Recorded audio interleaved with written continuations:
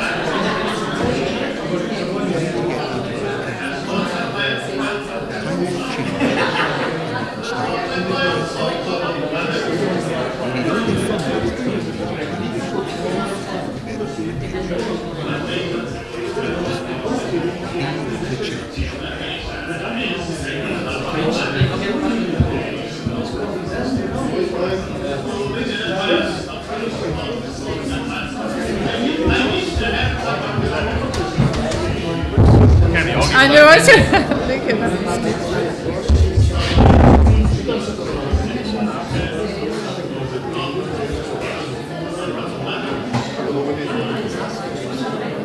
Well, maybe this one's for somebody who's introducing us.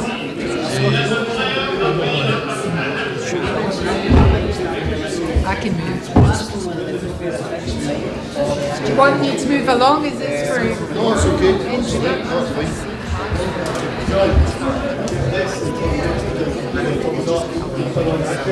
Hello. Hi.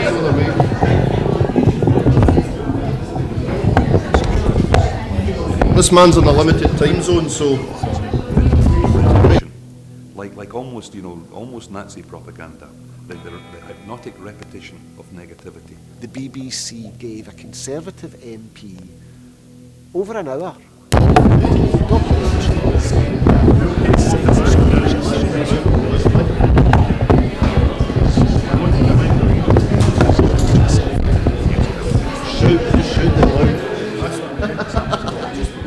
After Alex Salmond, demonised them, villainised them. Alex Salmond. In Scotland, people could see that there was a massive gap between what the BBC was reporting and the truth.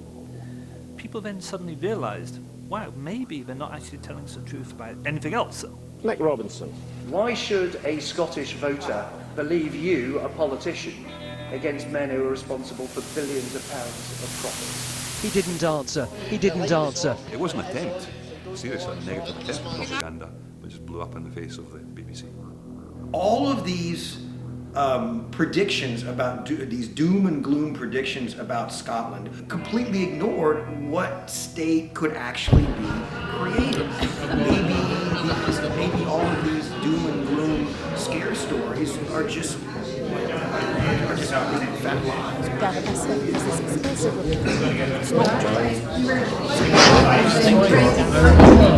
One, two, one, two. 1 2 1 2 1 2 1 2 1 2 1 2 1 2 1 2 1 2 1 2 1 2 1 2.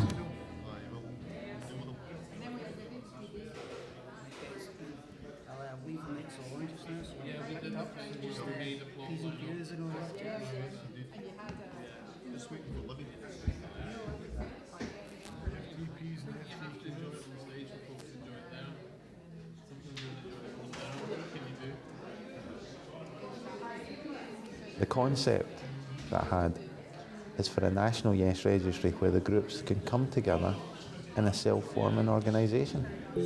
Beginning in October through November and into December of 2015, we travelled across the country to as many groups as we could find to ask if there was an appetite to come together.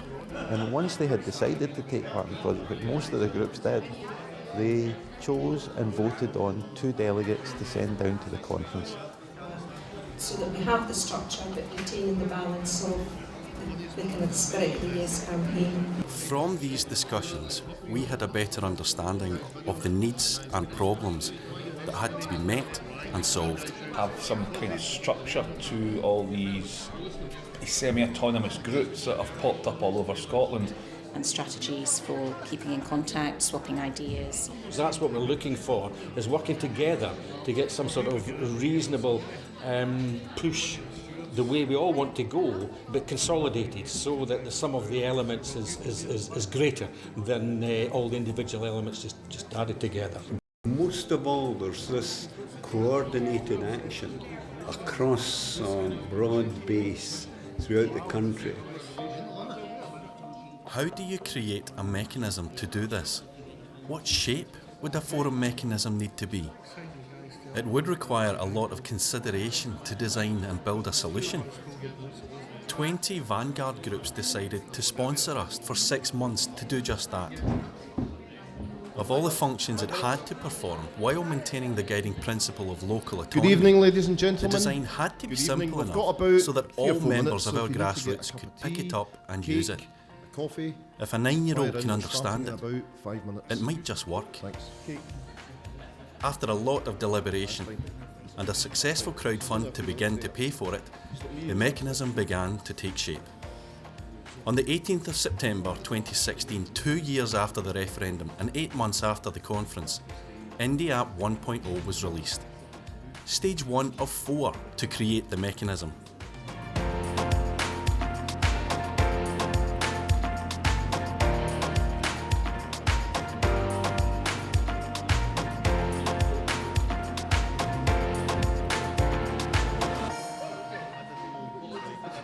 The final stage of the app is under construction, and we are raising funds for this through a crowdfund just now. The completed app will have 3 key elements. The forums, a place for ideas to be proposed and endorsed. The committee rooms, a place where those ideas can be honed and turned into practical campaigns. And 3, resource buttons, to gather what is needed to put those campaigns into action, locally, regionally, and nationally. We need, before the next referendum, to be fully equipped to be able to speak to each other. And work on ideas together with other groups, which I think is going to be really important. We can take on the fight the way that we see fit for our area. We can tackle local issues, how independence would affect your local area, as well as how it would affect the full country. Trying to organise a Greater Glasgow group or something, to get the idea of getting information from national groups. It could go on onto the resource button and just be there as a tool for Yes groups to use. We always contacted all our members by email, which has its own difficulties because they're not really able to talk to each other. So for one thing, if we get all our members, all our active members onto the Indie app, we'll be able to help them to be able to talk to each other and feed ideas back to each other, because we'll all be able to communicate with one another, which isn't possible when you just have an email list. Before it is complete, we will be holding 5 regional meetings across the country, and as soon as the groups are ready on the app, a national convention can be held by the entire network. 125 local groups and growing. But most of all, there's this coordinated action across broad base throughout the country, which starts to be so well organised that those in power have to pay attention. We can start to influence the debate rather than contribute, dare I say, just from the sidelines. That's what I would be hoping.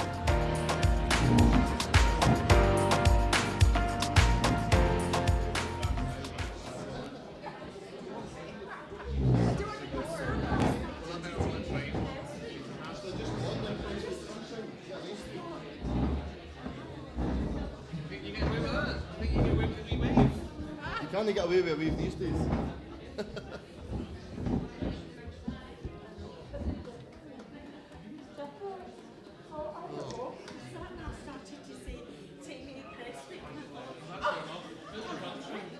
Just a win.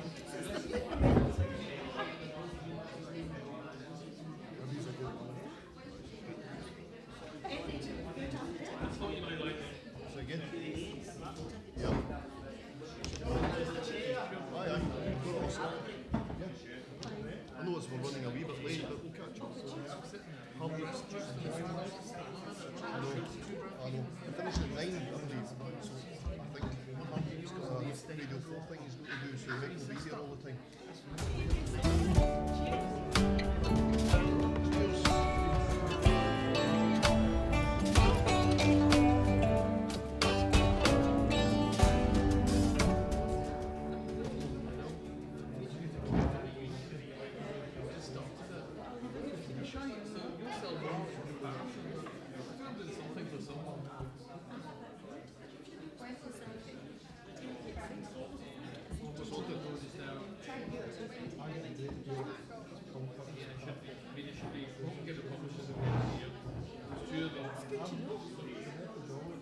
Ryan, I'll give you a thumbs up. This guy's wanting a... Libby, this guy wants a selfie with you. Big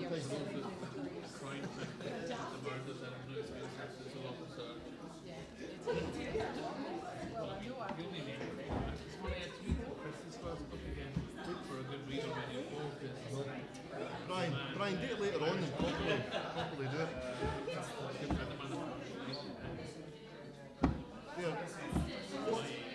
take a picture for you. Selfie. The date of the tea break. And we on?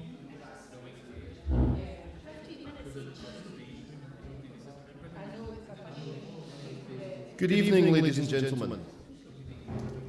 Good evening and welcome to Yes East Kilbride. There's a couple of people still coming in. We're just about full. Once everybody's sat, we will start. So thank you for turning up. First of all, really pleased that we've got such a turnout on a rather unusual weather night for East Kilbride. I'd said to Hardeep on the way here, you know, we're trying to ditch the snow for you, Hardeep, and thankfully it worked. Are you happy with that? I'm always happy to be in East Kilbride. Brilliant. That's a lie. I work for the BBC. That's right. Comes with the territory. So, first of all, I would say that we have got 4 people who, by virtue of what they do for a living, are perhaps uncharacteristically likely to shout about their political beliefs. However, in 2014, a whole host of people decided that, despite the potential impact to their occupation, they would come out and say that they were voting yes. And just to remind anybody who's on live stream, voting yes and being an independent country, and I'm sure this will get a cheer, is entirely normal.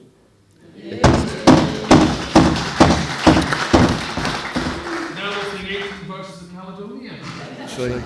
So, the normal state of affairs for any country is self-determination, and the 4 people here tonight I want to introduce you to, they have got that belief. And I've taken some notes tonight, most of it from BBC websites, so it's probably true. What do you think? I don't know. Some of it from Wikipedia and some of it from speaking to people. So here we have, on my left, Lynn Anderson. Lynn, if you don't know, is a very well-known crime writer, screenwriter, and co-founder of something called Bloody Scotland Festival. And we've actually got a well-known writer in the audience tonight, Alex Harris over on the left, and I'm sure you want to meet this. I'm sure you're a well-known screenwriter. Writer, my apologies. On my other left, we have Hardeep, well-known, of course, for, well, I'm going to read it out, Hardeep, are you okay with that? Presenter, actor, chef, comedian, director, and believe it or not, a BAFTA award winner on It'll Never Work some time ago. It's another BAFTA as well, but I'm not going to lie. All right, okay, no, don't talk about it. To my right, we've got Patrick Rolink. I've known Patrick for many years now. Patrick's a professional comedian. He's a board member of Spirit Aid with David Heyman. Patrick is what I would call a real true socialist who lives and breathes it every single day. And of course, like everybody here, he's a Yes supporter. And finally on my right, Libby, moving the sweeties away, Libby McArthur. Libby, of course, is an actor, director, teacher. She's in River City, Taggart, Take the High Road, Ramsey Nisbet, looking after Jojo. But I also found out something else. She was also in a band in the 1980s called The Sophisticated Boom Boom. And we used to hang about East Kilbride. Good. And what I've been told by Libby, and I don't know if this is true, is that she's prepared to give a rendition of one of the songs tonight. So we're kind of looking forward to that. Just to talk you through the format, first of all, Hardeep's got a kind of tight time schedule today. I think he's got something on radio that he's working on, so we were going to start a different way, but we're going to start off with Hardeep. Each speaker's got 15 minutes, and I think what they're going to say is that they are voting yes, their rationale for voting yes, despite their occupation, and the potential impact on their income. And we're going to then take, after each person spoke, we'll take a refreshment break, tea, coffee, etc., cakes, fantastic cakes from the East Kilbride catering team up the left. And at the end of that, we're going to do a Q&A, so before you go for the tea break, you come up here and take a bingo ticket, and it's so there's no favouritism. We're just going to shout out a number, and you can ask a question. And that's it. So we're going to kick off, give a big round of applause for Hardeep Singh Kohli.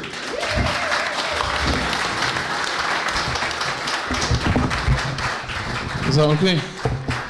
It's always lovely to be in multicultural East Kilbride.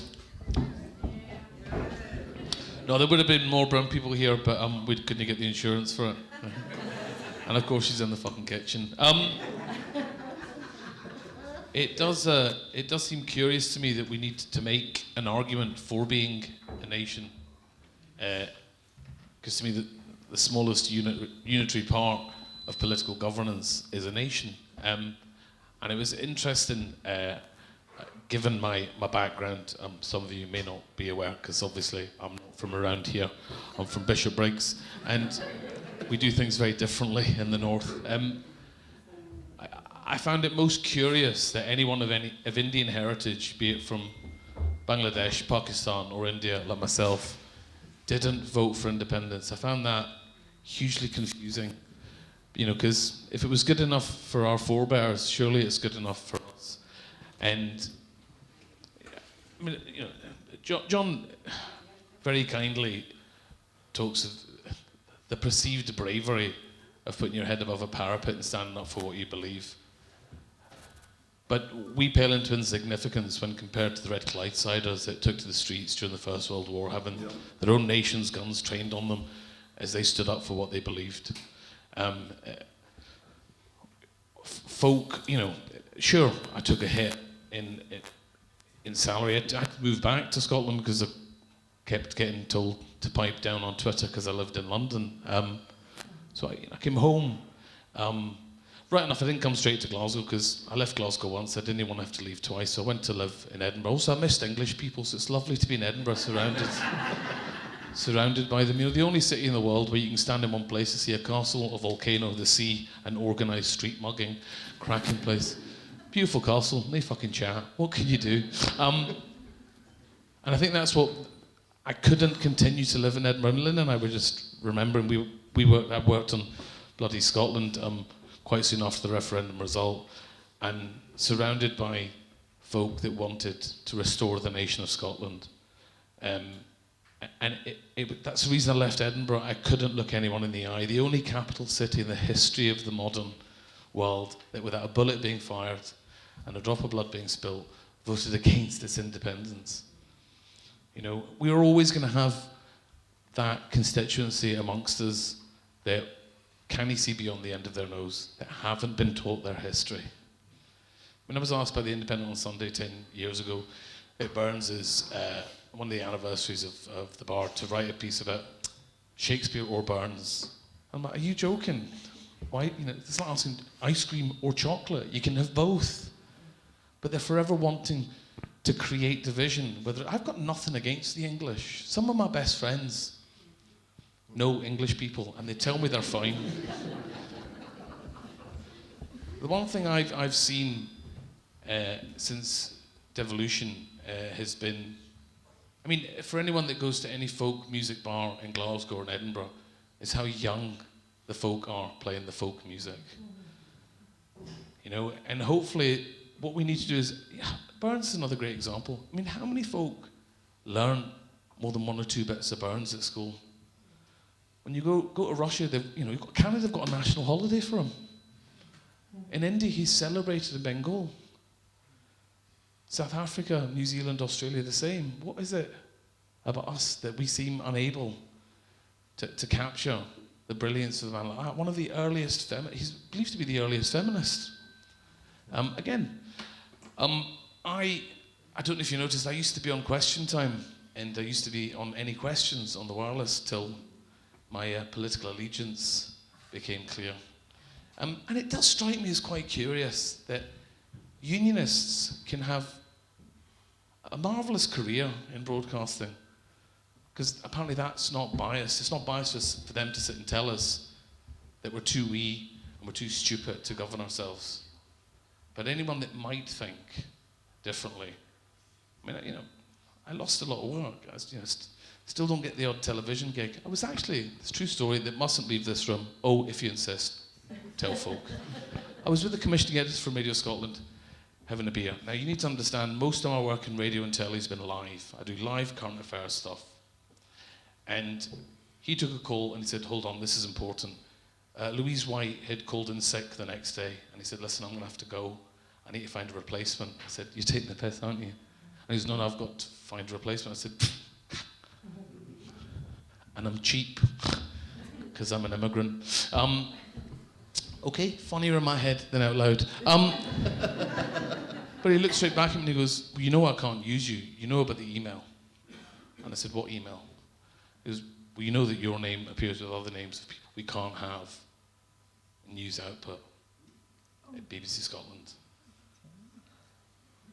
Now, I thought the BBC was about balance. What's been difficult for me, and difficult in a kind of middle class way, in that you have to have a chocolate croissant when there's no almond croissants way. So let's be clear, it's that sort of level of difficulty, is having to continue to work for the BBC as it's transmuted into a state broadcaster. The clue's in the title. British Broadcasting Corporation. As it stands, we raise 10% of the revenue for the BBC in Scotland and get less than 5% of the programmes. And a lot of that 5% is flown in, plaque-driven. You know, for one of the most creative countries in the world, we should be all over the BBC. We should be disproportionately representing the BBC. And also, I don't know about you, but I said to a pal of mine who was going down to London, and I'll finish with this because I've probably talked too much, as usual. One thing I never understood when I was living in London was quite how many folk are on the plane and the train down south.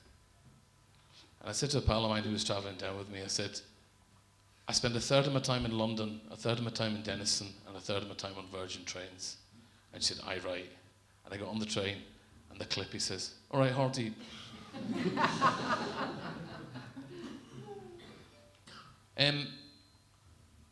Maybe it's my age. Maybe it's the fact that I'm blessed to come from this country. But I would, and I'm afraid this is unnecessarily emotional and unnecessarily evocative, but I've come from a family where we went to war in other nations, and my great-grandparents didn't fight for Britain so that our voices could not be heard. I had two great-grandfathers that fought in the Indian British Army. So no one will tell me how to think about my country. Enough's enough. I would rather sleep on somebody's couch than continue to be part of this facade that they call the union. And just ask yourselves, we all know this. We wouldn't join this union now if it was offered to us. I would rather die on my feet than live on my knees, because I'd be surrounded by the best of people. So I couldn't give a fuck about not getting work. I could give a fuck about 250,000 Waynes in Glasgow going to bed hungry. Yep. I could give a fuck about not getting another BAFTA. Two's enough. He missed one. I felt compelled to correct him. And ultimately, I'm Navi's brother, and that's got to count for something. Sohar Alba, thank you very much. Sorry I've got to run.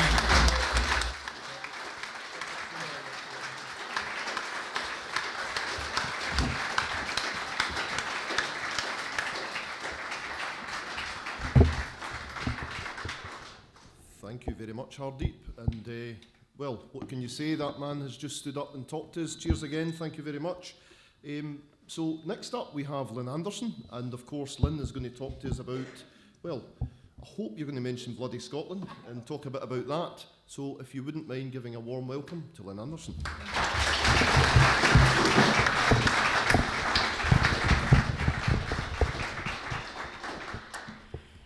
Just before I set out, Stuart McBride. Does anybody here read Stuart McBride, the crime writer? So, yeah, he has a big legion of fans. He noticed what I was doing tonight, and he sent me a direct message to say that he spent his first 2 years in East Kilbride, and could I please leave it the way I found it? So I said I'd do my best. Anyway, my name's Lynn Anderson. I was born and brought up in Greenock, so I'm a West Coaster. My father was a policeman. You might have guessed that from my height. He had three daughters, all my height. I was detective inspector in Greenock Police Force. It was very difficult to be a policeman's daughter in Greenock because Greenock folk, the west of Scotland, are not particularly tall. So his three daughters stood out like sore thumbs. Plus, we were known as Big Willie Mitchell's daughters, so we didn't get away with very much. I was a teacher for many, many years. I went to Glasgow University, met my husband there, who was a civil engineer. My father moved his family to Carbridge when he retired from the police force. That became our home village. For those who don't know where that is, it's just north of Abbeymoor in the ski country. And by then I was at Glasgow University. The interesting thing about the Carbridge move was my father moved to Carbridge and suddenly became the most avid SNP supporter I've ever met, learned to speak Gaelic, and really changed his entire view of how Scotland was run. For many people, if you go and live in the Highlands and you realise the power of the estates in the Highlands of Scotland is just astonishing. The estate Carbridge is on. One little story from before the referendum, in the lead up to the referendum. Up in Carbridge, in the street I live, we have a barbecue in the summer. And at the barbecue, in the lead up to the referendum, that would be in August, before 2014 referendum, we're all sitting around talking. It was pretty obvious by the people that they were all planning to vote yes, but we were given the information that the workers on that estate had basically been threatened and told that they were on no account to vote yes because they would lose their jobs. Pretty shocking, but there wasn't anything any of us could do about it. Although the Valley is a very strong supporters, Inverness was. Big problems, of course. A lot of the fields had the huge signs up, the Better Together signs, because they were part of the estates, which were definitely on the other side. Anyway, I now sort of live between my home village and Edinburgh, depending on what I'm doing in the way of working. And I moved into crime fiction in 2003 from being a full-time teacher. Everybody thinks I taught English. I taught mathematics and computer science for the last 17 years. You see, that was my good Scottish breadth of education there. First crime book came out in 2003, and I've been writing a series featuring a Scottish female forensic scientist who was in fact inspired by a pupil of mine at Granton Grammar School when I taught there, which isn't that far from Carbridge. However, the whole business of Scottish crime writing is really a phenomenon, but it has been for some time, but not fully recognised. And a friend and I were down in England at yet another sort of crime festivals, Crime Writers Association event. And we were looking at one another and thinking, why are we always down in England at crime writing events when we actually have, at that time, Ian Rankin was the biggest crime writer in the UK, with multiple others like Val McDermott, who's a big Yes supporter. And we thought, why is this? Why must we come down here to Harrogate and to Bristol, when in fact, proportionally, we have more crime writers with a population of 5 million people, which are internationally known. And I think this is important to say because we forget how well known we are worldwide. So my friend Alex Gray and I thought about this, and we came up with what we thought was a brilliant idea, that we would hold a festival in Scotland. Instead of us going elsewhere, we would bring people to Scotland. We would show what Scotland could do in the world stage with crime writing. And you know, it's a funny thing with a good idea. When you say it to people, you can see their eyes light up, and they always think, why the hell did we not think about this before? It was 3.5 years in the planning, and when it was launched 7 years ago, so that's 10.5 years since the idea came up. When it was launched 7 years ago in Stirling, Ian Rankin said, Scandinavia doesn't have better crime writers than Scotland. It has better PR. And I think a lot of what we do is about the PR for Scotland. And I like to think when we work with Bloody Scotland, and people come from all over the world, we have a contingent from America every year, Europeans come to Bloody Scotland. For those that are not aware of it, it takes place mid-September in Stirling. It was my friend Alex Gray that came up with the title, Bloody Scotland.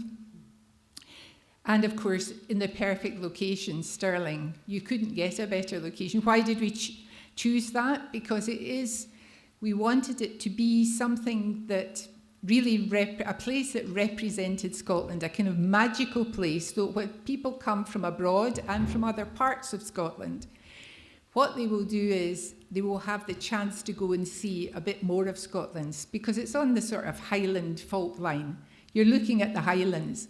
And of course, you've got the Wallace Monument, you've got the Stirling Castle, it fits perfectly the whole idea of Bloody Scotland with the history as well as the crime writing. So 7 years later, we're still going strong. And I think from my own experience of the people I work with in Bloody Scotland and the Scottish crime writers who support Bloody Scotland, there's a huge feeling of yes among them. How does that affect us? Well, I don't know, you'd probably be aware that Val McDermott moved back to Scotland. She lives in Edinburgh now, and as well as having her football team. She moved here so she could vote properly in the referendum. And she went on a number of programmes. I don't know if any of you saw her. And when asked why she would vote yes, her reply fits mine pretty well. She looked at what the Scottish Government was doing and what they planned to do, and it seemed to her that that was what she wanted to happen for Scotland. And I go along with that. It's hard to, in the year 2000, I saw this advert in the paper for a Millennium Burn Supper. And I thought, oh, I'd quite fancy going to that. And it was held in a big, I've forgotten the actual location, in Queen Street in Edinburgh. And my husband and I bought tickets and we went along. Now, remember, this was the millennium, January of the year 2000. And when we got there, we suddenly realised that actually it wasn't really a burn supper. What it was a dinner in aid of the SNP, which was fine. But even more important, I think, for what we're talking about tonight here, is that it was also a place where people in the media and the arts and the literature of Scotland had decided that they could come out as supporting an independent Scotland. Now, it's hard for us to sort of think back to that, but it was remarkable. Elaine C. Smith was there, and they had cooked up this idea in her kitchen, I believe, where they had decided, Alistair Gray was there, you know, a lot of the people that you know from the arts in Scotland, and each one of them got up on the stage, and that was a difficult thing to do back then, to actually come out and say, because they knew that if they did it, the likelihood would be that they would be losing a lot of work. So it was incredibly brave. Now, after that happened, I mean, it was an amazing night, and it sort of changed my whole perception, really. And shortly after that, I had spoken, in the lead up, really, to the referendum. I don't know if there's a Scottish crime writer called Sarah Sheridan, who writes historical crime fiction.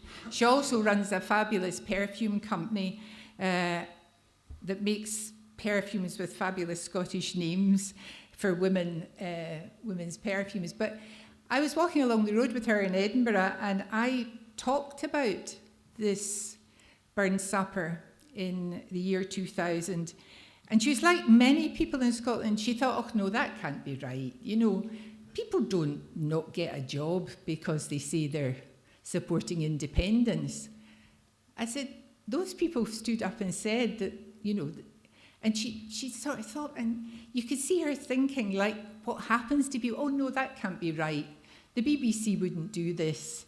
You know, no. You know, that's not the sort of country we live in. And then away she went, and she did all her, being a historian, she just set about finding out what she needed to know.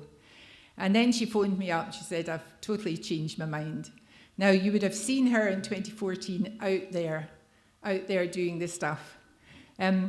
We had, it was very difficult to do Bloody Scotland in 2014 because it was the day after the vote. Yep, we opened on the Friday following that vote. We had people coming from all over the country, we had people coming from America and from Europe, bearing in mind those people would think we would vote yes. They couldn't imagine us voting no, right?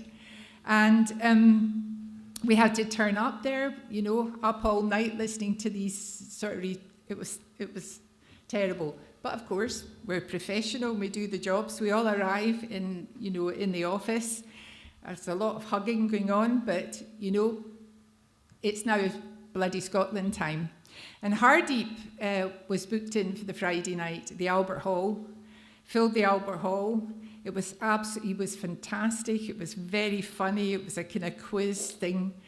So he got the thing going, 700 people, no bother. But probably the most significant event of that weekend in 2014 was the one with Willie McIlvanney. I don't know, do you know Willie? Oh, a hero of mine, I think a hero of the devolution debate. And Willie was devastated by the vote, totally devastated by it. And I had said to him, oh, you know, we'll get another shot. And he said, we will, but I'll not be here. I'll not be here for it. But we had a debate, which Ian McArthur chaired, and Willie was one of the panellists.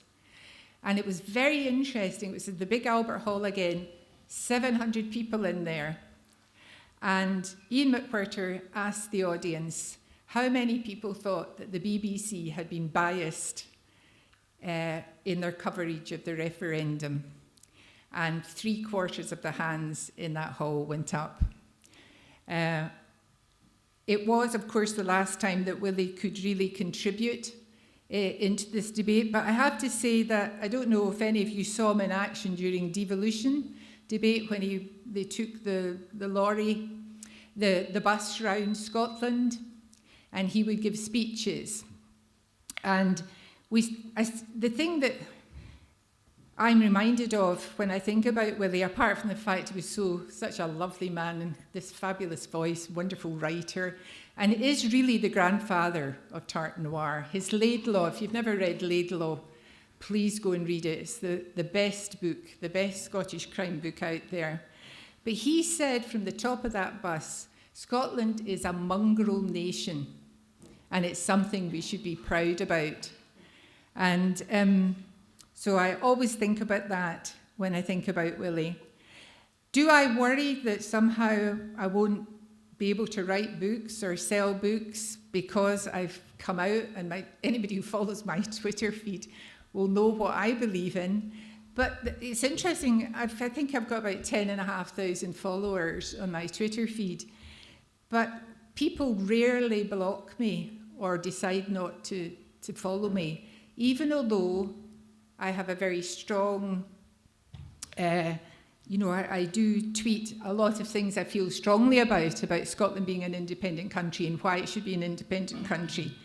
But I love it because I tweet all these fabulous photographs. I mean, my books are set all over Scotland because I've lived in lots of different places.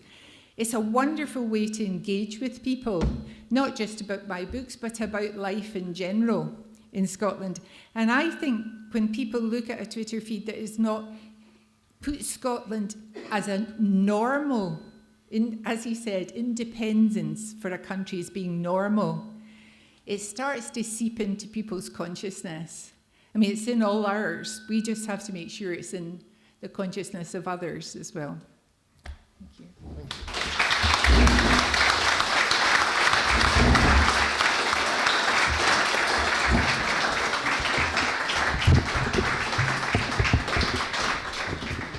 That was absolutely fantastic, Lynn, and I think anybody who can, keep an eye on Lynn's Twitter feed. It's Lynn_Anderson, and you'll maybe get some information about the Bloody Scotland event that comes up in September. We're just sorting the sound there. Thanks for that, Paul.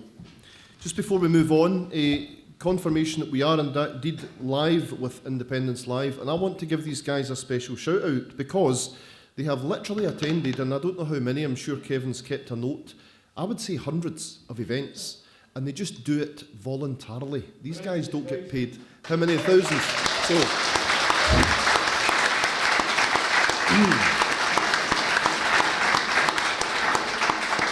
and so you'll notice there's a small, maybe slightly bigger actually, green bucket. And our aim tonight, if you can manage it, is to fill the bucket. So Kevin was saying that every other Yes event he goes to, the bucket gets filled. So we're going to try that tonight, so just go for it. Okay. Yes, that's right. So just before we move on, Independence Live, of course, are filming us. Keep an eye on things that are going on. Currently there are some adverts going out as well, talking about the All Under One banner event on the 5th of May. Keep an eye on that. And other events that Independence Live are filming. We're now going to move on to Patrick Rolink. And I've already introduced you to Patrick and told you a bit about him.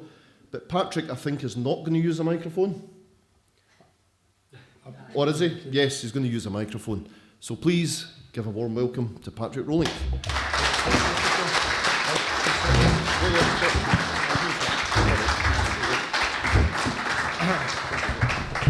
Thanks. Good evening, ladies and gentlemen. It's great to be here. It's great to see a number of faces of people who I know every day trying to effect change in their community. And for me, that is what Yes is all about. Knowledge is an incredible thing. And for 15 years, I've been a volunteer with a charity called Spirit Aid.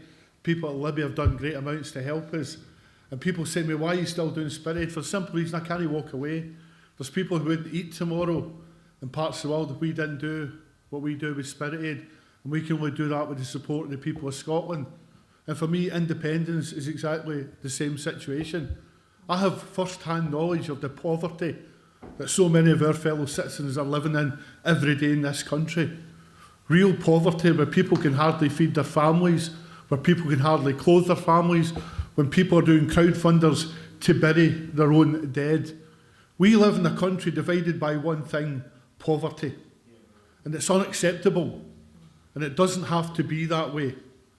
I used to be real interested in politics. I worked for an MP for 6 months. I worked in Westminster, and I quickly realised I was wasting my time in politics because politicians are totally unaware of what is happening day in and day out in our communities.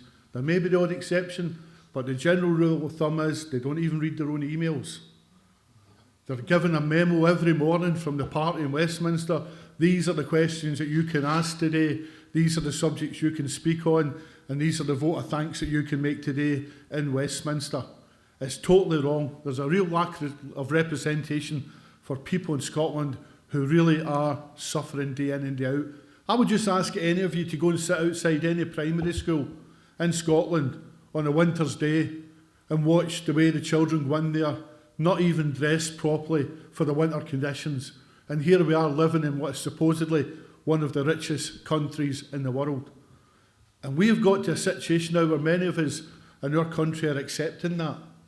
And that's what I find worrying. All around us, we just have to look at the poverty of opportunity for our young people. It's frightening. We're sending people to university. They're getting fantastic degrees. They're empowering themselves. They're coming out of university. There's no jobs. And we're saying, work in a call centre, you'll get no benefits. We really need to move things around our country.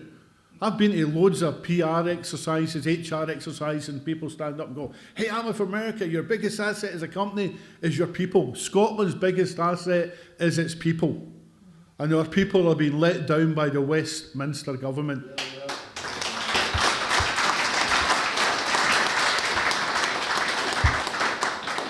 I've got some concerns.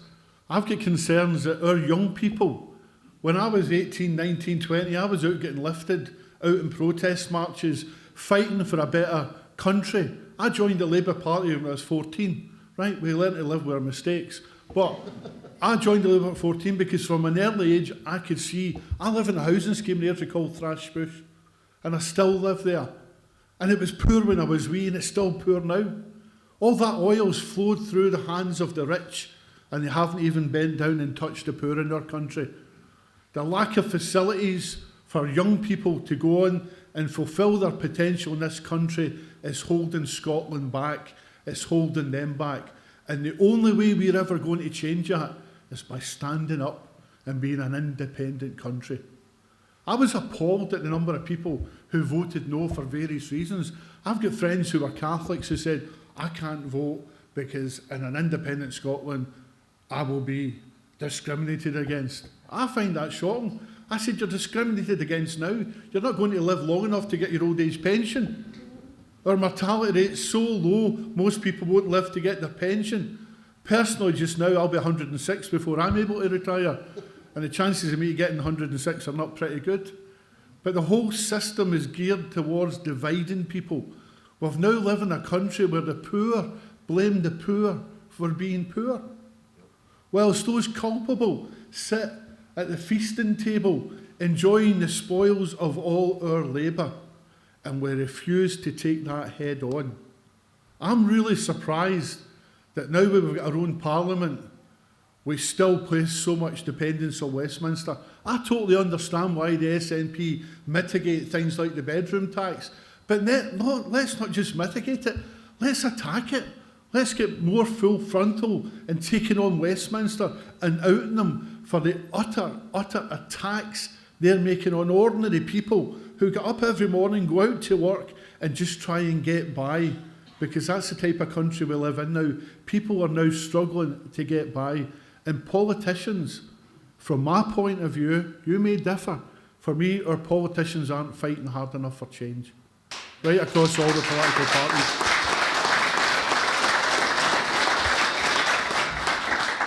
I'm absolutely disappointed at the SNP MPs in Westminster, who, when they applauded a fabulous speech, are cowed down to Westminster, and yet it's happened so many times since and nothing's happened. We should be in there challenging these people day in and day out. There is no constitution in Britain. It's conventions, and we want to change the conventions. It's almost a convention now that Scotland will be divided by poverty. Let's change those conventions. Let's take the fight to Westminster. Let's highlight all the real deficiencies in our communities. Scotland's a fantastic country. Holyrood's a fantastic concept, but it's only one step towards us fulfilling our potential as a nation and as people. I've got a wee 2.5-year-old granddaughter called Melody, and it's sensational being a grandpa. If that's me, tell them I'm busy. It's absolutely sensational being a granddad, but you've no idea that the worry that now causes me. I'm now thinking, what am I leaving behind for Melody? What sort of world is Melody going to grow up into? Is Melody going to get more opportunities than I did when I was younger? Is Melody going to get more opportunities than my 2 daughters did? And so the answer to that is down to us. It won't change. 1970s we had the paper Born to Fail, when it talked about people being born in poverty and how they would never succeed. Nothing's changed in all that time. And I believe the reason it hasn't changed is because we haven't been radical enough. We haven't been radical enough. And I'm not talking about burning things and breaking things and shouting and bawling.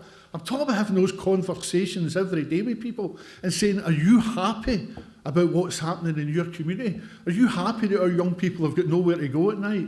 They've got nothing to do. They've got no outlet for all their fantastic skills, for all their energy. There's nothing for them. Are you happy that our old age pensioners who have worked all their life can't put their heating on in the winter? Are you happy with these things? Because if you are, keep on voting for Westminster. If you're not, it's time for radical change. We need to win people over. And we won't do it by getting on Facebook and attacking everybody who doesn't agree with us. I'm appalled at the comments made about Billy Connolly. Why attack someone? Win them over. Bring them round to our side. We have the moral high ground. We have the reasonable argument. We have the evidence to show that Westminster does not work. I don't know if it was Einstein who said it's madness to repeat the same thing over and over again. Westminster is madness. But we need to show people that. The BBC will not tell anyone. The other night when that vile creature Esther McVey made those horrible comments about rape victims, the BBC didn't even show the interview, but STV did. So we can't trust the media. We need to trust ourselves. We can't trust political parties. We need to hold them accountable. We need more scrutiny of our politicians. We need to make sure that they deliver. And if they don't, we don't vote for them next time round.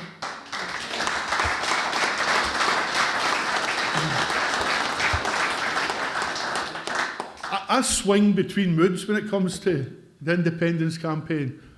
It's the most important thing in my life. I don't do a gig without mentioning it. It's so important to me for my wee darling Melody and for my two beautiful daughters. So important that they live in a better country. My wife's name is Svetlana Anatolyevna Vinogradova. She's from Moscow. She voted yes, and she can't believe why anyone else didn't. And neither can I. But I don't need to get angry about it. I don't need to get bitter about it. I don't need to start blaming people. What I need to do is have the conversations I have every day with people and say, here, have you thought about this? Have you thought about that? That's the way we'll move this forward, not trusting politicians to deliver for us. This is a movement that the people have to start and the people have to finish by winning the yes vote. It's really, really simple. A couple of days ago, I was out at a nursery school in Airdrie on behalf of Spirited with 3 students from the University of Strathclyde, and we bought the children raincoats so they could go and see winter habitat and that type of thing. Now, what's significant about that for me is not the fact that Spirited raised the money and we found the source. It was the fact that we've got 3 young people at university who are so passionate about making a difference in their community and going out and raising money to effect real change for these children. All that potential sitting there waiting to be harvested, and it's up to us to reach out to these people. The Yes movement needs to be far more inclusive than it is just now. There are too many squabbles. There are too many people frightened to make a post in case they get attacked. If you don't disagree with someone, say, I understand what you're saying, however, this is another way of looking at it. We need to win this vote. It's a vote of necessity. It's a vote of necessity. We don't have any choice. If we want our country to prosper, if we want our young people to have a future, every one of us need to be the foot soldiers. Don't sit and wait on Nicola saying something, or George saying something, or Betty saying something. People don't listen to them. You must have realised that by now. Most people don't even vote most of the time, but they listen to their neighbours, they listen to their friends, they listen to their workmates, and they listen to their colleagues. So if nothing else out of tonight comes, go into work tomorrow, or go wherever you go tomorrow and have a wee word with somebody and say, here, have you had a wee thought about this? My neighbour's from Yorkshire, right? Now, there's a big advantage to living next door to someone from Yorkshire, right? I was able to burn all my encyclopedias because he knows everything, right? And he said to me, I voted no for my pension. And I says, hang on a minute, George.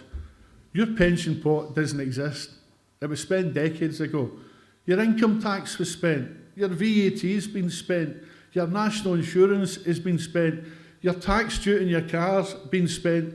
Your air duty in your holidays been spent. The tax on your insurance has been spent.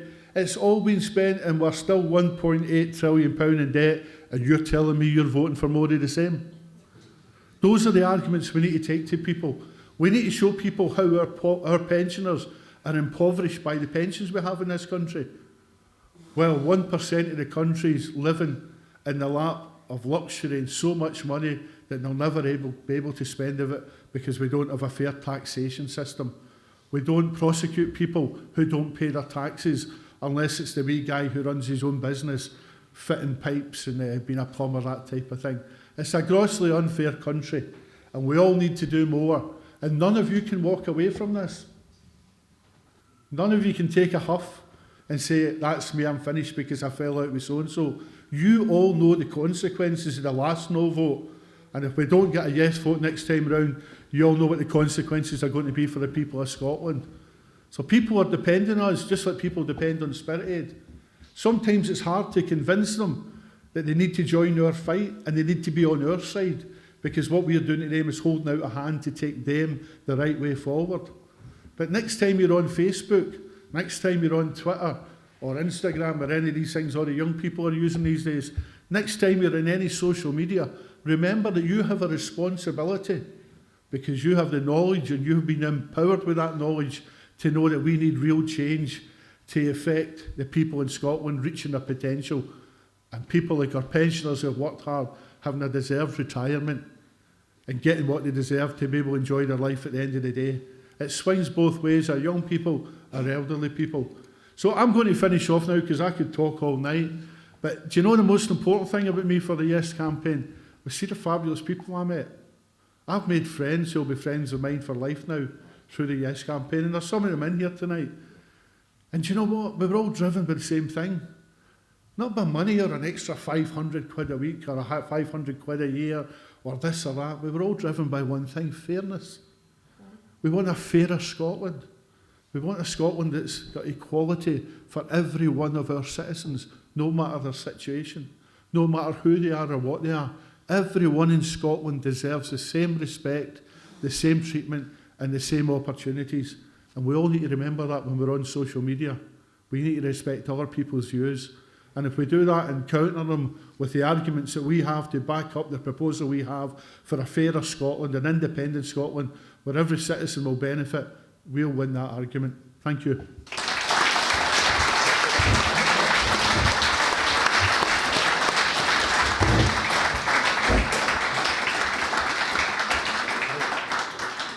I'm sure you'll agree that was fantastic, definitely from the heart. I've seen Patrick speaking many times and I think he's right. If you go to certain areas of Scotland, why haven't they changed in 40, 50 years?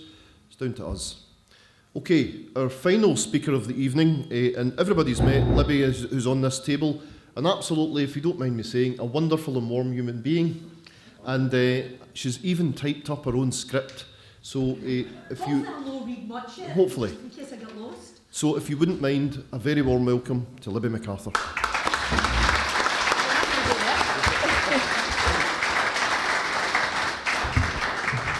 Thank you, darling. I was getting carried away there, thought I was still in the band. Just do my mic. Well, what they said, basically, it does feel as if I'm glad I'm last, because it really is like the journey that came from Hardeep through Lynn and Patrick. It's hard to add anything to it, except, you know, for my bit. So it was exciting when John said come here, because I do remember how it felt during that time leading up to the yes vote, and how exciting it was, because we went to meetings and we all got together and we all talked, and Patrick and I did a few together, and then came the result, and it just was devastating. It was just... but since then I've just thought, right, you know, practical and all that, and what sense can I make of this, and how can I most efficaciously turn things around? So I'm actually feeling very optimistic. Most of my friends and family, maybe it just decides who you hang about with, but just about all my friends and family now feel that it's, you know, you'd have to be deaf, dumb and blind not to be a Yes supporter. But during that time I had Yes No dinner parties. I don't know who I could invite to a Yes No dinner party that would vote no nowadays. So things have changed, you know. The ones that were no of now, they're so ashamed. I met a wee woman in a red coat in Tesco's on the day of the vote, and she was a really lovely wee woman, the kind of person that should have been on the India keyring. And she saw me getting champagne in. When I say champagne, I mean cava, but anyway. So she saw me putting bottles like that, and she said, "Was that for the referendum result?" And I said, "Aye, all my pals are coming. The house is going to be team-handed tonight." And she said, "Oh, I hope Yes win. I hope Yes win." I said, "Me too." And as she turned away, she went, "I'll be voting no." Anyway, it was her that made me think about what I was going to say tonight, because if that wee woman's still out there, then I wish she was here tonight, because these are the people we need to speak to. So when I think about her, I think about how the conversation started, and she was like, "Oh, are you Hardeep?" And I had to tell her, "No, I'm no in River City anymore," which John hasn't noticed. But that's fine, John, so don't watch it, because it's all going to the dogs, it's all a bit. But that's celebrity stuff, you know, kind of like, you know, celebrities for Yes. I was laughing when Hardeep started and then Lynn and Patrick, because I've not worked for ages. So now that explains it. The reason I'm not getting any work is because I'm here. And I'm here on my Twitter feed, and I'm here on my Facebook page, and I'm here on my... See, I just thought I was shit. Here all along I'm actually brilliant, just in the wrong politically motivated place. Oh, somebody wants to come in, let them in. So I was thinking about the word celebrity, and I was thinking it's one of my C words, because I find it really difficult. Wayne's come up to me in the school and they say, I want to be famous, and I go, what for? And they go, for the money. And I go, no, for doing what? Famous for what? And what I realise is they don't want fame and fortune. They just want to have their chance to do what they can do and be recognised and feel that there's a bit of security. And what Patrick was saying today, the way things are going, Wayne's only going to have, forget fame and fortune, they're not going to have the safety and the security, do the thing that makes their heart singing. And so, you know, when I think about the C word, I think about celebrity versus creativity. And I did a big workshop for Wayne's once, who all wanted to be famous, talking about different C words, because under celebrity, which is to do with inequality and divide, then the C words were things like, I see it as our Willie with the angel and the devil on his forehead, you know. So for me, the devil's the celebrity, and it's all childishness and competition and cynicism and conditional criticism and complacency, which sums up a no voter, if ever I've heard one. And for me, the creativity is, you know, it's about cooperation and connectedness and communication and curiosity and stuff.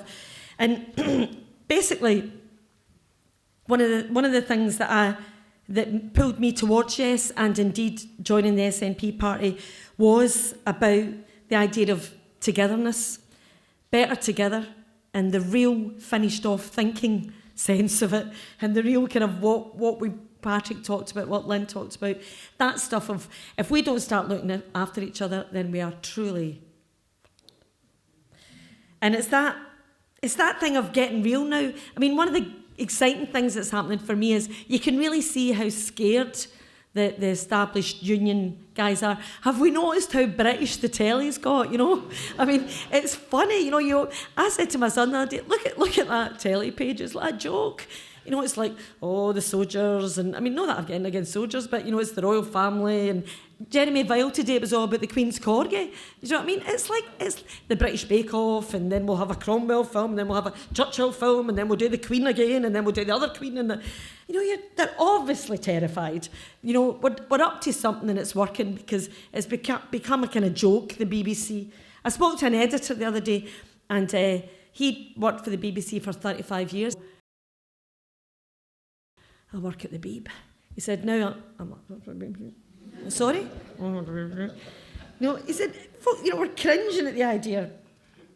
So, just to put you in the picture about my journey, I mean, my upbringing, the phrase "we're all Jock Tamson's bairns" was threaded through it like the yellow line through the tartan, the McArthur tartan. We're all the same. So my family were all teachers and nurses, and my dad was a fireman, and he was an absolute staunch Labour Party supporter, you know, big socialists. So nobody in my family were SNP. Nobody, you know, it was just seen to be kind of rich Tories. That was the perceived wisdom as far as I was concerned. So what happened in that journey is I finished off my thinking, basically, because up until then it had just been conditioning. And that's one of the C's I want to talk about, the wee lady and the lady in the red coat. She was suffering from conditioning. And we're all suffering from conditioning. And it takes many forms, you know. And I think we're conditioned to accept the unacceptable, to accept the democratic deficit. People spat out by our system onto the streets to live there at an alarming rate, and it takes a long while before you see that many homeless people in the street. You know, things have gone wrong all the way down the line, and eventually somebody's sleeping in the street, you know. But it didn't start. It started years ago. You know, it started when the, you know, and they've sneaked them in, and they've sneaked them in. We really need to keep an eye on things. You know, we can't be complacent. You know, one of the other things we're conditioned is to the tap-soterinness of Trident as a peacekeeper. We're conditioned to think that's, you know, it's just a nonsense, you know. Kicking about, my son actually said, and I said, Brian, that's already been spoken about, as the idea of relationship kind of thing, and that better together thing was rubbish if indeed it wasn't a partnership in the true sense of the word. So I'm excited because that is becoming clearer and clearer, and anyone that talks about we're better together now, I mean, we don't have to look very far to get the facts and the details to let them know that isn't the case at all, you know. So it's this fear of going alone, but that makes people think that we are in a relationship, and that is a conditioning that we all think it's better to be with somebody than to be single. Now, as a single person, I'm only kidding. No, basically, you know, it's that there is that. So we have to, like Patrick says, we have to listen up for that fear and not just condemn folk right out, because people think it's about us being isolated and being independent in a kind of, you know, fearful kind of a way. And I'm trying now to just have an ear for that and a listening for that, rather than go, oh, don't be so fucking stupid, you know, which is what I normally do, you know. I'm trying to listen out for that fear, because it is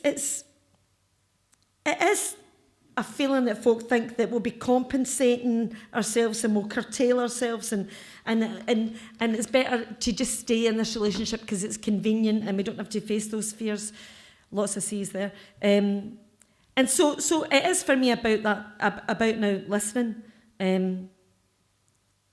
I suspect there's probably folk in the room like me who do remember that you know, we thought of the beloved Labour Party as the way forward for us, and that would be, but I think we now know that we need something more radical. And I think one of the things that we need to accept about ourselves here in this movement, and it is a movement, it is a campaign, and we are foot soldiers, like Patrick said, is it's leading edge. So folk are scared, you know, and when and that leading edge is becoming more and more normal. And so it's so exciting to see that becoming something like, and what Lynn said, I mean, I remember that conversation about, you know, in 2000, you know, that thing of, it was difficult then, you know. It certainly explains why I've not been working, but it is that thing of realising that we now know that devolution was great for Scotland, that independence will be even better. And we know that Scotland's one of the 12th wealthiest nations on the planet. It's a nonsense we can't do it in ourselves. I don't think that independence will be a cure-all, and I think it's the first crucial step. And we know that we need this nation to be a beacon and show the way. I mean, I would take the border right down to Surrey, if I could, you know. I mean, I would invite all the Newcastle, you know. I mean, basically, it's a way of thinking that we're representing here, and it's in Scotland. It really is in Scotland, and that's something that we need to actually be talking about now. And I think most of us do want the same thing. I think we want, you know, our vulnerable adults and our children to be looked after, because nobody survives it if we don't. You know, nobody actually gets away with leaving a whole section, swathe of our society, of our citizenship behind. You know, everybody's going to have to pay for it. Even those dodgy guys that Lynn spoke about who say, you know, if you vote the wrong way, well, I mean, it's really hard to imagine that could go on in this beautiful nation of ours, but I know it does. So when we have our independence, we will have all the powers we need to ensure that Westminster's health privatisation agenda, which is becoming clearer and clearer by the day, can't damage our wonderful NHS. You know, one of the things I say to people is, I'm just against a system that's against the majority. Are you no? I bet you are. I bet if you finished off your thinking, you would realise you are. And if you aren't, then you ought to finish off your thinking and do it quick. A wee brag here. it was very clear in Castlemilk. I was brought up, my mummy had 4 boys, 4 girls and 3 nervous breakdowns. And there was 10 years in that house in Castlemilk with ice on the inside of the windows and all that stuff. Hello, you. So just recognising you now. So it was that upbringing. But I'm going to shut up soon. But it was my brother Peter that made it very clear that we weren't being told our Scottish history and we weren't being given Scottish stories. So he used to take me to the Castlemilk Library and literally point to James Hogg and point to Sir Walter Scott. And he even took me to the City Chambers once and said, "You own that building?" I was like, "Really?" So it was him. So my brother's now, lots of C's coming up, my brother's now in China. He went for Castlemilk to China. So guess who he met there the other day? So he emailed me a quote. He went for lunch and he emailed me a quote and he said, "The First Minister, ? First off, she's pretty impressive. I'd categorise her adept. She's great with the alibis and the asides and made what was, I say, a pretty standard speech to a room full of businessmen entertaining. If she ever gives up the politics, she's got a career in stand-up comedy waiting. Her style was a kind of John Maloney dryness. He did, of course, go up and introduce himself, which I said to him, you better not, don't you dare. Because he's, at this point, I want you to imagine wearing a bright green Armani suit that his woman with loads of money bought him. So he would look like a leprechaun because he's wee, Peter. So he'd be like a wee green leprechaun. So he goes up and he says, to her, "I'm Libby's brother." For Castlemilk, that's what he says. Hello, Nicola. I'm Libby's brother for Castlemilk. His Scottish accent's get worse. He says, "Don't worry, I didn't embarrass you, and Nicola didn't embarrass Scotland. So all in a win-win afternoon." So that was nice. So the grassroots movement that we are part of is the way to go, guys. There's things that have been, I talk to young musicians and actors. None of us are working in Scotland. And we're talking about that kind of, I would make a rude sign, but I won't because we're on that thing. They're talking about doing that to the establishment, to the funding sources, to queuing up at Creative Scotland, who are funding God knows who, but no me.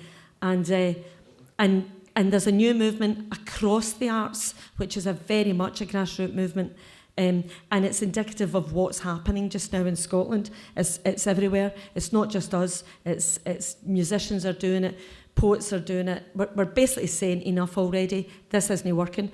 The National Theatre Scotland audition in London up till recently. There's just things that are happening that should never be happening in this beautiful nation of ours. And people like me should be in work. I'm only kidding. It's like Hardeep says, really, you see what's happening at the art school, you see what's happening at the drama school, and you think, where are the platforms for these wonderful, beautiful people coming out, So I'm going to finish, but I'm not going to finish before I sing a song. No, I'm only kidding. I'm not going to sing a song, but I'm going to read a poem, John. And the only reason I'm going to read this poem is to hark back to that idea of we're better together, because what we're talking about here is the reason I'm attracted to this party, the SNP, and to the movement is because it's this mongrel nation that I'm so proud to be a part of, because it goes right back to my mammy's Jock Tamson's bairns, and that's what we're here for. We're here to look after each other. So that's why I want us to be an independent nation, because I think we will do that and we can do it and we can be a beacon. So I'm now going to do this is a big cheeky C, 2 C's here, the commercial break. So I'm doing a show at the Edinburgh Festival. Now there's a reason I'm telling you, because it's called In for a Penny, and it's about the time when I was sentenced to 6 weeks in Court and Vale for parking tickets. Is it a true story? You'll have to come and see to find out. But although the play is about that person, it's really tackling the fact that there are so many people in our jails who are in jail for being poor. We're going back to the debtors' prisons. That's the way things are going. I've worked in Court and Vale, I've worked in Lomos, I've worked in lots of different... I went with Spirit Aid into Pomont Prison.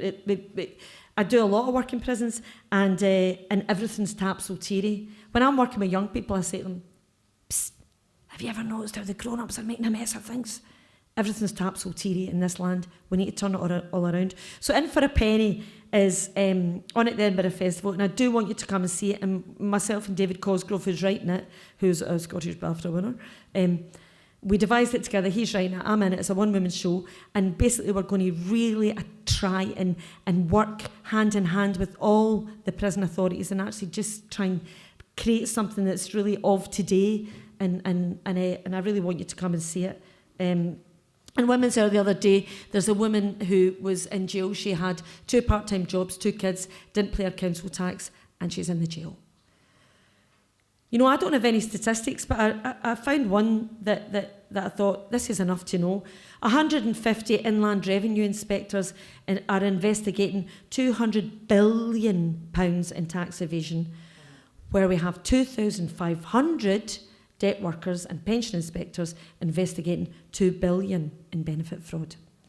So if you don't get that as 2,500 people, 2 billion and 150 people looking at 200 billion. So that's what's going on just now. We really need to get out of here. The other commercial break I'm going to tell you about is the Evening Times column, which I want you to all read on a Wednesday, which is a wee nod to my mammy, who said to me, folk are good. Don't let anybody tell you any different. Folk are good. So the Evening Times column is a nod to the good times. I wrote in today's about 2 boys who were fighting like mad to get the mobility scooters in Kelvingrove Park. Fighting. And the line says, but the new administration, and that's basically what happened. They were fighting the Labour Party for years and years, asked to prove a need for folk to be able to go round the park if they couldn't walk, and the new administration got it sorted. So well done, the new administration. So I'm going to read this poem and then I'm going to sit down and the cake can come out. This will be a minute, guys, I'm sorry. The reason I'm reading this poem is because of the grassroots thing that I think that we should just feel the energy of here, because we are the guys, we're the foot soldiers. If I'm not working, it's got to be worth it. It's written by a woman called Kirsten McLean, and she's a young woman, and she's our future. I know this guy. His name's Di. He writes these books and papers and letters.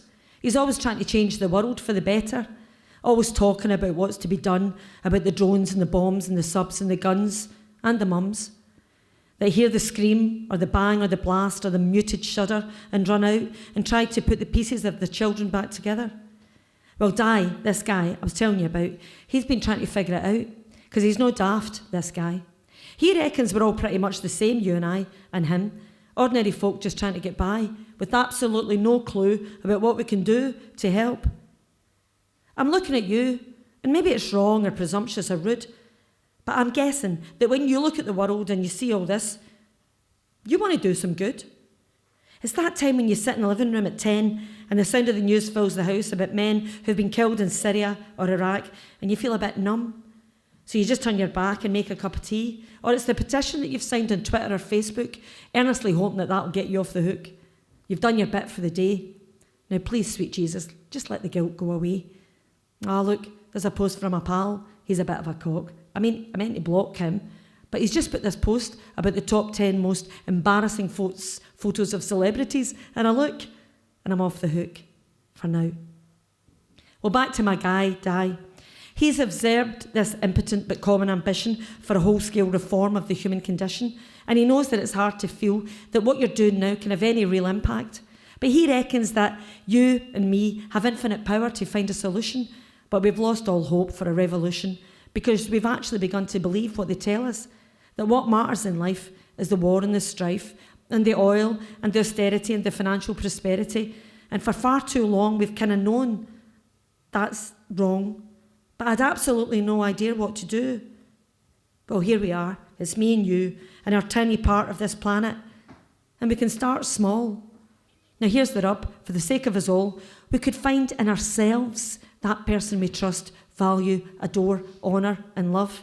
And so when we stand with complete self-respect and a deep knowledge of our own brilliance, we cannot neglect our brothers and sisters and aunties and wains and colleagues and bosses and folks on the train, and want them to be happy.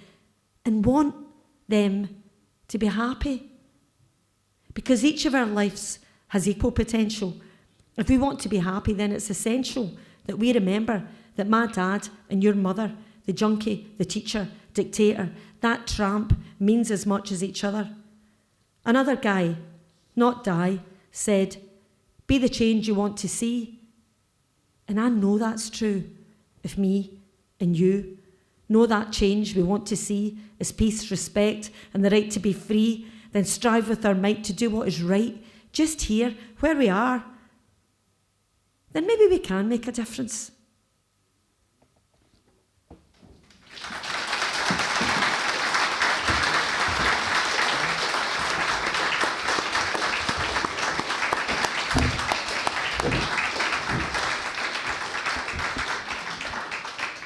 Thank you very much, Libby, and maybe we get a round of applause for everybody at the table. Very much.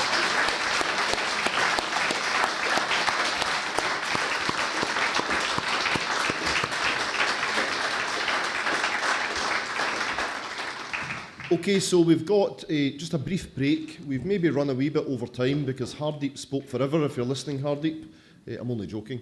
If you want to ask a question, come up, take a ticket from the bingo book, and there's no favouritism. We'll maybe get someone to pick the tickets out, and you can ask your question.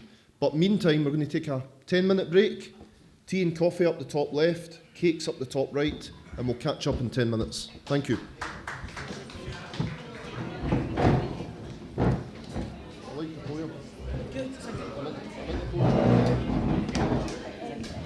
Hi, sorry.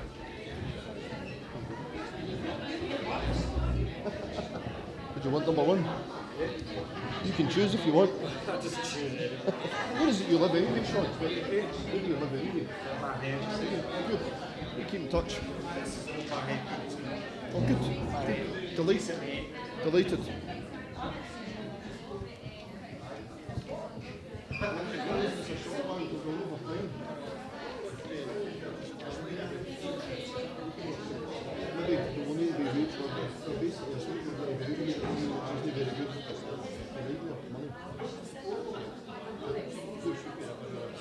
I'll make sure you get chosen. I'll make sure you get chosen. It's amazing stuff. It's all right. It's all right. Take a bit of effort,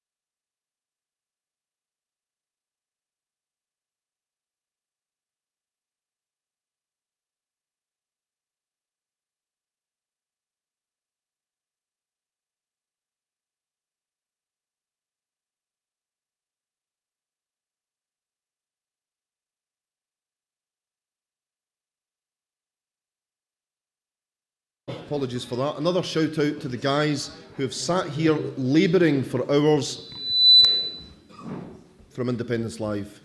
So if you please wouldn't mind, give them a shout out. Thanks very much.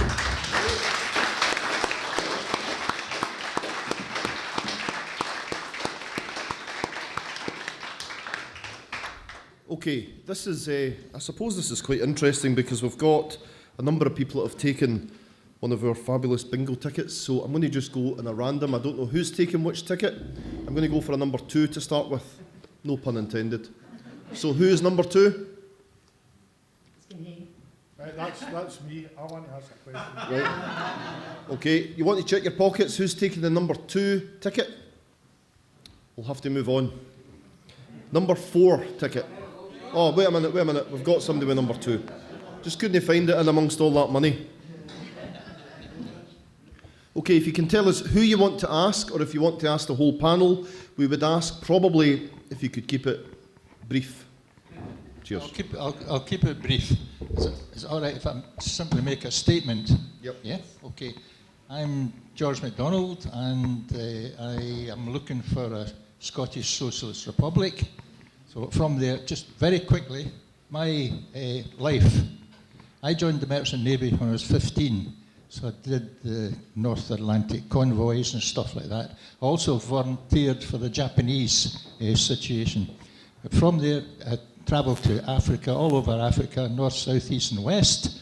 India, I got a thing about life in India. Calcutta and Bombay and Madras, I saw poor people there, and I mean really poor people. I saw people dying before my eyes, people lying with elephantitis in the pavements of Calcutta, things like that. That's a bit changed now, of course. Onward to the Japanese situation. I got there 2 weeks prior to the end of it. And so what I saw there in Malaysia, absolutely astonishing. I'll finish on the one that says, very quickly, my life travelled on at one point, Robert Burns. Robert Burns, I visited the Soviet Union as it was then. I was before the great betrayal of 1991. Burns, there was 2 words I learned from visiting the Soviet Union, including a visit to Siberia.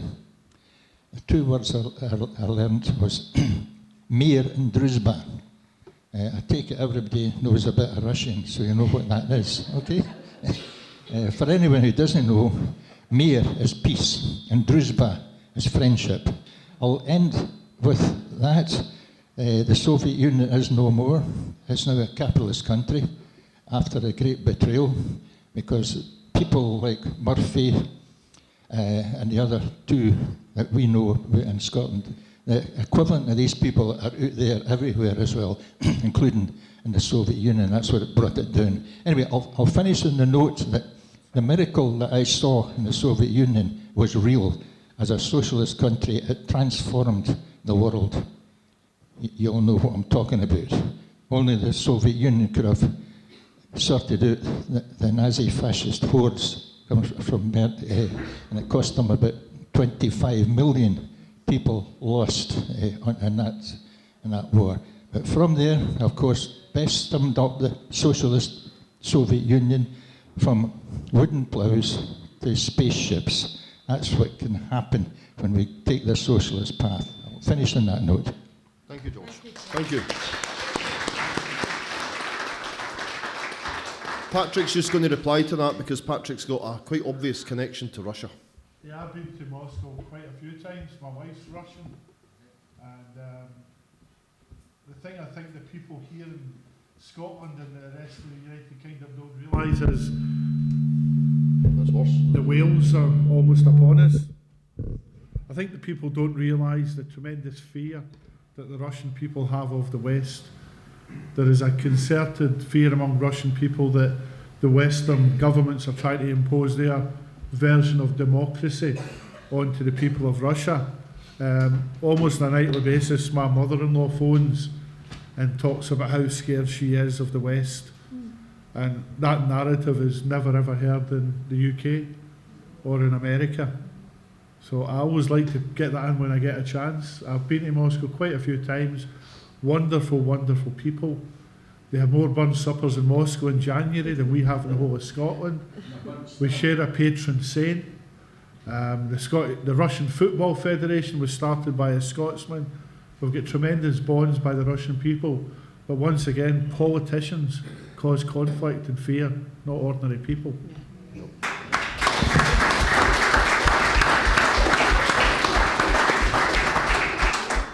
Okay, I'm just going to go for a random selection here. So I'm going to go for number 5. Aim to get ticket number 5. Somebody's got 4 because they stood up. There you go. Go for it. Five. We'll get number 4 straight after it. Apologies. What if Scotland loses its majority of pro-independence politicians at Holyrood, or if Theresa May says no to a second referendum? What then for the independence movement? Okay, I'm not sure who wants to answer that. I'm happy for anybody to answer that. I'm ready. I sincerely hope there's a plan B, because we should be in a situation where we do have a parliament, and the people in charge of that parliament. Is that one? I don't know if it's working. Let's see again. And believe that I hope sincerely there is a plan B, because I feel that okay, when we hit the referendum the last time, we came really from behind to get to where we got to. The polls really were talking about 50-50 here, if not more. So once this goes, we are working from a real position of strength. We've heard all the lies before. They can't use the same lies. But they can try and prevent us from having a referendum. And I think we should all be very, very concerned about this attack on Holyrood, without a doubt. This continuity bill, just coming over in the car there, John and I were talking about this. David Mundell said the reason that they were taking that to court, the Westminster government were taking it to court, is because our presiding officer said that he didn't think that we had the competence to pass that bill. But of course, what he never said in the same voice was that, in fact, in Wales, the presiding officer agreed that they had the competence. So how can we have Wales, which has got far less devolution than we have, and somehow they have the competence, their presiding officer believes they have the competence to pass that bill, but Scotland, with a far deeper devolution, has not? It just doesn't make sense. I think we have a hard fight ahead of us. If we leave Europe, they cannot let Scotland go.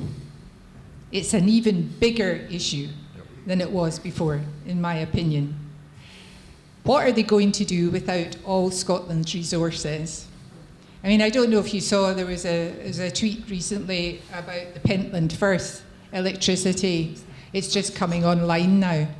If you've ever crossed to Orkney, you know why electricity is made from the Pentland Firth. So we have a big fight ahead, and if they say no, let's hope our government has another way of getting us that referendum. Thanks very much, Lynn. I think Patrick wanted to make a...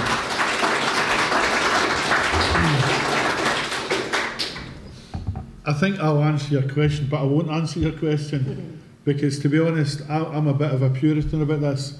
I'm sick and tired of politicians telling us when we will make that decision about having a free Scotland.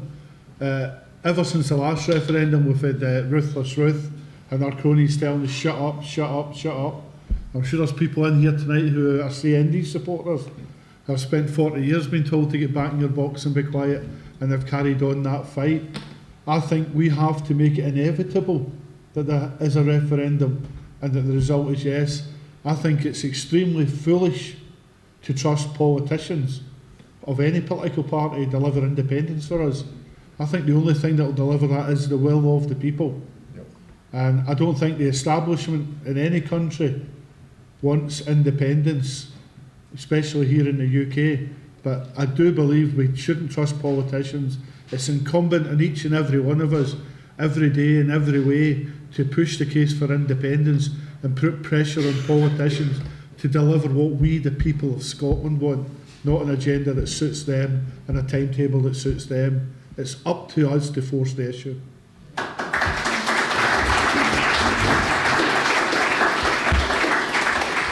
We've got two final questions. Just before we go on, there's a comment that Ruth Davidson made, which people in politics make comments and maybe later regret them. And one of them was from Ruth Davidson in September 2012. Her comment was, "I believe Scotland is big enough, rich enough and good enough to be an independent country." And some of these politicians, you might want to research what they've actually said some years ago, and it's worthwhile bringing them to account. So we've got two final questions. Number 2, I think. Number 4, my apologies. Go for it.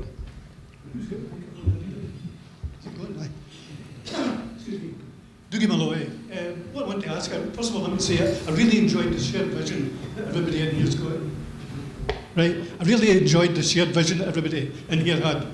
But I really do think I've got to ask the question of the recent past and tie it in with a wee bit of history. What lessons did we learn from what happened in Catalan? That's the biggie, when you actually look at what's actually happening there. And the other devastating thing to me in the democratic deficit, so-called, is the attitude or the lack of attitude or resolution that the European Union took in relation to that. Yep. And the last footnote I've got to say to you when we talk about independence is very important, but we've got to remember who we're dealing with here. We've got the most brutal, how can I say to you, no, it's going to be called the ruling class that ever has been. You've only got to look at the history of the British Empire. So if we look at that, Catalan, European Union, and who we're really dealing with here, and got to develop a hard edge for that. Thank you.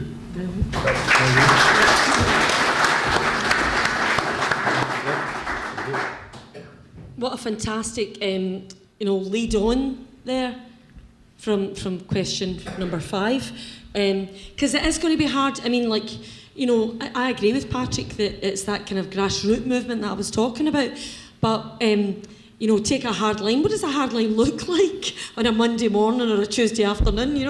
When you're going meet my pal for a coffee. But I think it's so great that these questions are in the room, because I think that it would be easy to turn on the news and see what's happening to the Catalan ministers and just despair. Just kind of think, oh my God, look at what Spain's doing.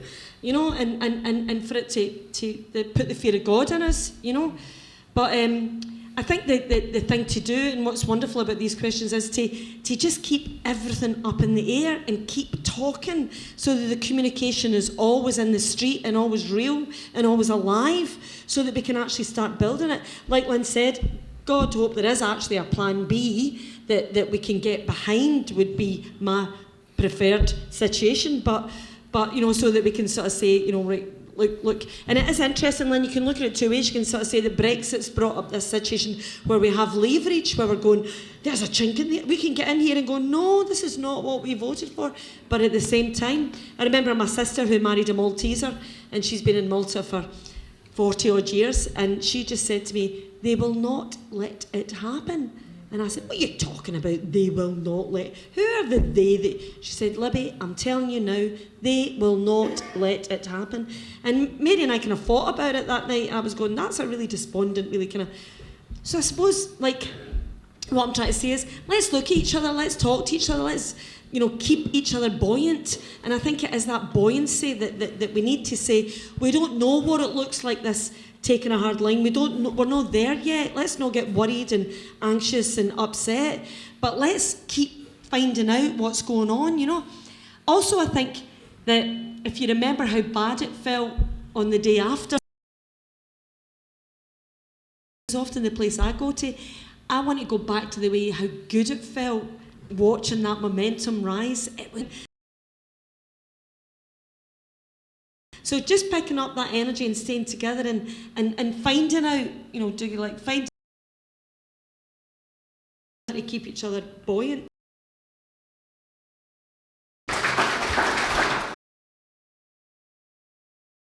I think for me this is twofold. It's firstly the fact that we constantly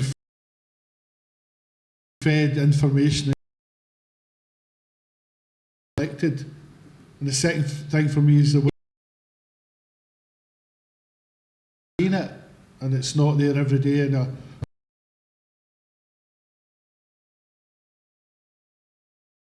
peaceful protest, fighting for democracy. And eventually that will take its toll in a capitalist system that's built a situation where the people demand independence.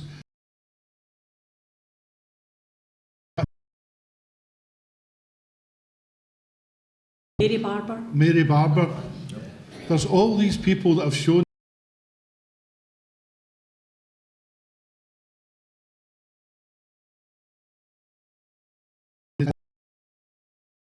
to make sure people are on our side in this.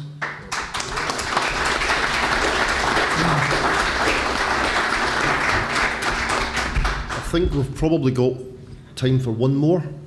Yep, one more question. Is that okay? On you go. The question is basically Sean Clerkin. Sean Clerkin.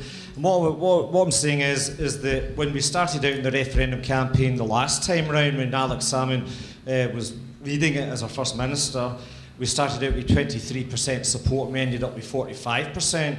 Now we're at a stage now where we're in the mid-40s or the late 40s, 45 to 47% realistically.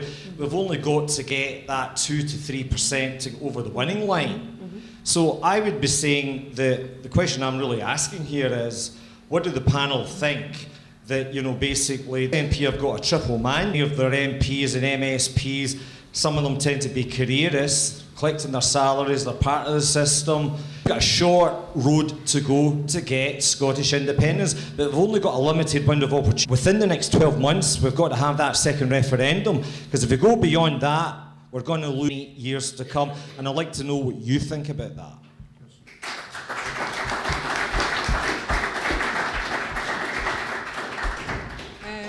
When you said that there, we had a meeting of the Programming Committee of Bloody Scotland. Realise this is going to be the last Bloody Scotland before Brexit. That was one scary thing that was said. Now, you remember the day after we voted no, and we were going to be, you know, don't leave us, lead us, and basically took away some of the rights of Scottish MPs. With I ask you, what do you think is going to happen if we vote no again? What will be the first thing that is said on the doorstep of Downing Street? I can remember going past that vigil up in the Mound, and you know the people who manned that. There were loads of them, but. What a long wait we had the last time. We can't get it wrong again. Right? And I agree, we have a window of opportunity. We'll have to mobilise enough to... We can stand up and say we want it, but at the end of the day, they've got to find a way of giving it to us. Yep. Yeah. Cheers.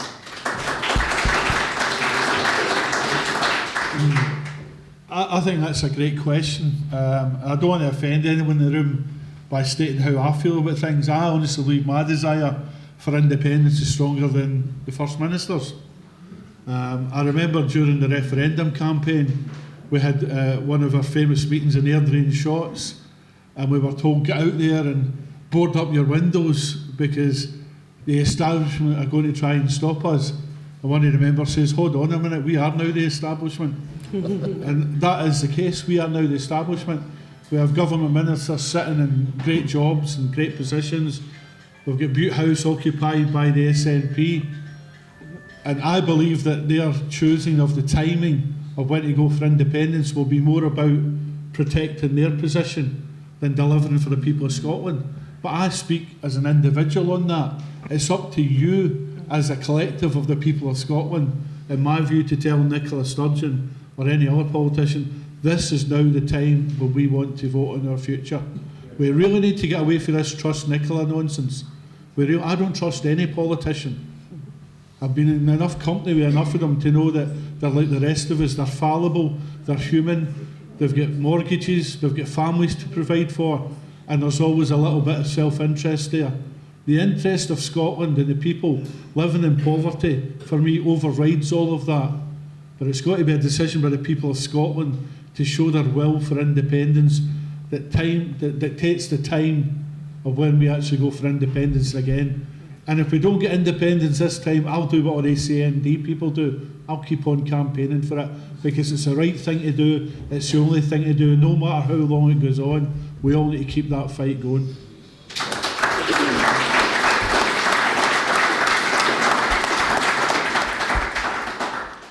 Again, Sean, the right question to ask and the right time to ask it.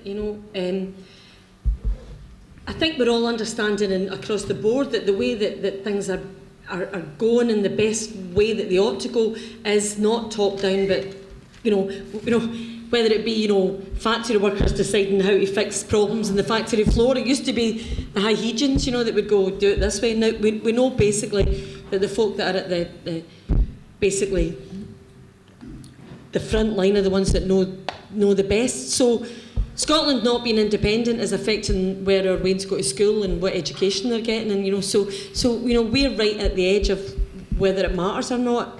I think for me, people need platforms, and one of the great things about what happened in 2014 was I heard from teachers that all these kids started to take modern studies as a subject, and that was exciting to hear kids actually naturally politicising themselves, and I think that's been a big shift. So for me, I'm going to start listening up to the young people about the platforms that they're using, because one of the things that I've got this big thing, I want folk to come back to the theatre, that's one of my aims and objectives, get back to it. But it was a young person that said, you should go through social media to get them to go back to the theatre. I want them away from the screens, away from the telly, and they were going, no, you need to go through the screens to get, So it's like, people need platforms, so I suppose what we need to do is we need to be really inventive around how often and how loud our voice can be heard. And I think Patrick's right. I think more pressure on politicians is something we should all be feeling responsible around, Okay.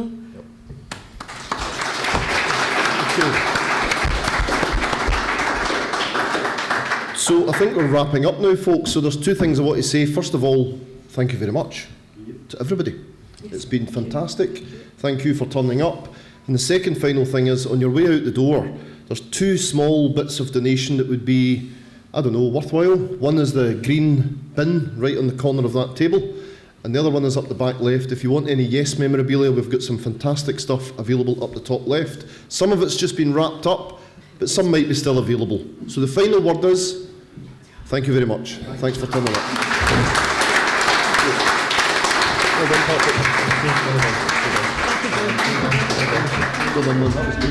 One day we'll share a sense where we get paid.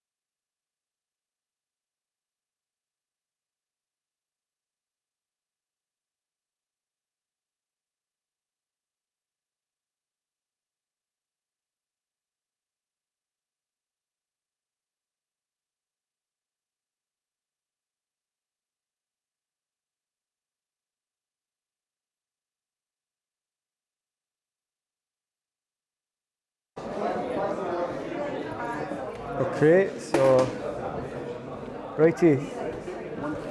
No, we can hear it. We're live. Okay, folks, I hope you enjoyed that from East Kilbride. What do you think, Jordy? Yeah, really good. Yeah. What do we have coming up next? Oh, I don't know if there's anything before it. St George's Day. That's right. 23rd of, right. Well, it is, but St George's Day is the 23rd of, St George's Day is the 23rd of September. Right. But the Catalans are going to go to Parliament. Right. I think it's the 21st. I'm not sure which day that is. Okay. Whatever that is. I think it's a Monday. Yeah. Oh, well, and the one that I'm really looking forward to is a big march, May the 5th, Glasgow. All under one banner. Yeah. So, folks, okay, folks, if you can, get yourself along to Glasgow on May the 5th, and I'll get the graphic up. Okay, get along to Glasgow May the 5th. As you can see, there's also marches in Dumfries, 2nd of June, Bannockburn, 23rd of June, and Inverness on the 28th. And we've got David here. Hi, David. Did you enjoy the live stream tonight? Yeah. All right. Okay. Do you know what we have coming up next? Big night in. Big night is in. next Thursday. Next Thursday. We're going to announce the proper lineup because I was speaking to Rob about it today. It's going to be quite a good tune. Okay. We're going to have a studio full of people, but we're still looking for more people to come be in the audience. Yeah. Take it, we're live now, are we? Yeah, we're live. Cool. I saw anybody who wants to come and be in the audience and take part and have crisps and stuff like that, so it should be good fun. But the whole idea of the big night in, it's not just us being presenters, it's everybody taking part in the show. That's how it's meant to be. So we need you to come and help make it like that, so we don't have a manual again, just like 4 guys getting criticised. Yeah. It's the last Thursday of every month, so it's Thursday coming. Yeah, we got caught out the last time because It's 8 o'clock as well. we had 2 carloads of people coming, but we couldn't make it. And then the cars disappeared in the fog.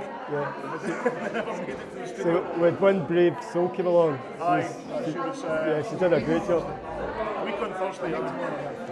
So if you want to, Tomorrow. so if you want to join the audience, get in touch with us. Yeah, go to our website, contact form. St George's Day is the 23rd. Okay, yes, after the 23rd. Then the Catalans are going to go to the Parliament on the 21st. The Scottish Parliament to celebrate St George's Day. That's excellent, okay. I think it's the 21st, I think it's the Monday. We're Thursday the 26th. So that's the 23rd, they're doing it the 23rd. Monday, right. So Thursday 26th, big night in. Okay, well you're glad to know I didn't have the front mic on, but it is now, so it just picked up a little bit. So, in fact, sorry I about that. think the Catalans are going to the Parliament on the Saturday. I think this is 21st. No worries. So I'll just repeat that in case you completely missed it. Well, David enjoyed it. Aye, so the next Thursday, the 26th, it's the big night in. We're on every month. It's the last Thursday of the month. So this month it's the 26th. I was speaking to Rob about it today. We've got a plan in place. We're going to announce the details in the next couple of days. I can't tell you exactly what, but we're going to have a studio full of people. And we also want you guys to also come and be in that studio as well. Because the more audience members we've got, the more interaction there is, the better show it is. Yeah, and it's down in Tradeston in Glasgow. It's Tradeston in Glasgow. It's not far from Central Station if you're coming in from outside. We can always help you a wee bit with a lift or something if you're nearby, I don't know. But right, we're going to be crisps and a few munchies and maybe even go for a wee drink afterwards. Just come down and have a bit of fun, because politics is boring. Entertainment and fun is a great gateway for getting people into serious issues. We need to try and nurture that. Excellent. So we're going to shoot a little video next, aren't we? Then we're going to get all the stuff down. We'll get 1, 2, 3, 4 cameras here, and Zoom. We've got cable. We've got an internet. Oh, that was a good story, wasn't it? We've got our Wi-Fi gizmo outside the building. and somebody tried to steal it earlier. Try to steal the internet for Independence Live. Some kids tried to steal it. And how unpopular would you be if you were the guy that nicked the internet? I know, it was shocking. It was shocking. But there you go. You know, it's all fun. Anyway, folks, tune in to us again. Follow us on social media: Facebook, YouTube, our website, independenceLive.net, Twitter. Have I missed anything? I think that's it. That's us. That's us. All right, folks. Peace and love from East Kilbride. Peace.